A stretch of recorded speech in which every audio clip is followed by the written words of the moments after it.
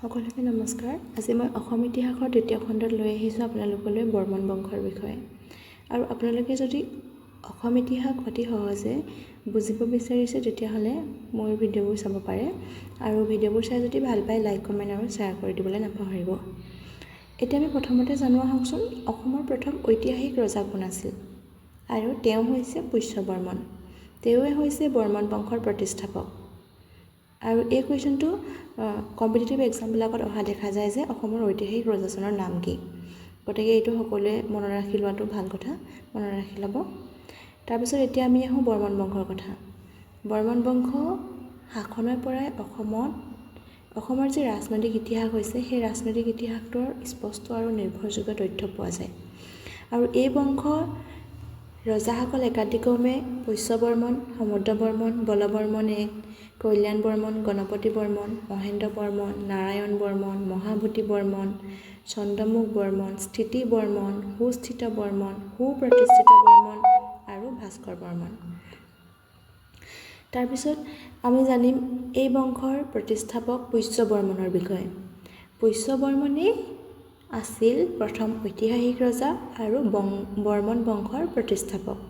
তেওঁ বৰ্মন বংশটো প্ৰতিষ্ঠা কৰিছিলে 350 চনত। আৰু তেওঁ মহাৰাজাধিৰাজ উপাধি গ্ৰহণ কৰিছিলে। এইটো সকলোৱে মনত ৰাখি ল'ব যে মহাৰাজাধিৰাজ উপাধি গ্ৰহণ কৰা প্ৰথম ৰজাজন কোন আছিল। তেওঁ হৈছে পুষ্য বৰ্মন।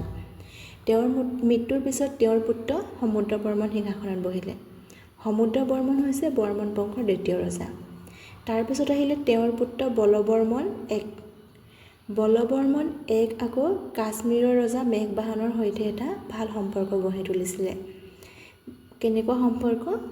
বলবৰ্মন ওৱানে তেওঁৰ নিজৰ কন্যা অমৃতপ্ৰভাক কাশ্মীৰৰ ৰজা মেঘবাহনলৈ বিয়া দিছিলে। তাৰপিছত আমি আহিলোঁ মহেন্দ্ৰ বৰ্মনৰ কথালৈ।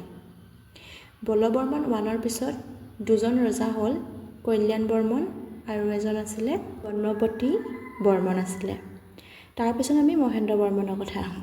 মহেন্দ্ৰ বৰ্মনে হৈছে অশ্বমেধ যজ্ঞ সম্পন্ন কৰা প্ৰথম শাসক। তেওঁ এজন অতি শক্তিশালী ৰজা আছিল। তেওঁ কামৰূপত ঐতিহাসিক যুগত অশ্বমেধ যজ্ঞ সম্পন্ন কৰিছিল। এইটো আপোনালোকে মনত ৰাখি ল'ব যে অশ্বমেধ যজ্ঞ সম্পন্ন কৰা প্ৰথম শাসকজনৰ নাম হৈছে মহেন্দ্ৰ বৰ্মন। গতিকে আমি বৰ্মন বংশত মনত ৰাখিবলগীয়া ৰজাকেইজন হৈছে মহেন্দ্ৰ বৰ্মন, পুষ্য বৰ্মন, সমুদ্ৰ বৰ্মন।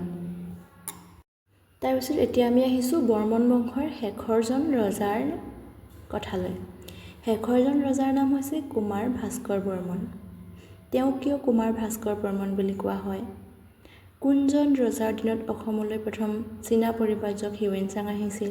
কিমান চনত আহিছিল? হিউৱেন চাঙে লিখা গ্ৰন্থখনৰ নাম কি আছিল? এইবোৰ মই আপোনালোকলৈ নেক্সট ভিডিঅ'টোত লৈ আহিম। আশা কৰোঁ আপোনালোক সকলোৱে চাব। ধন্যবাদ।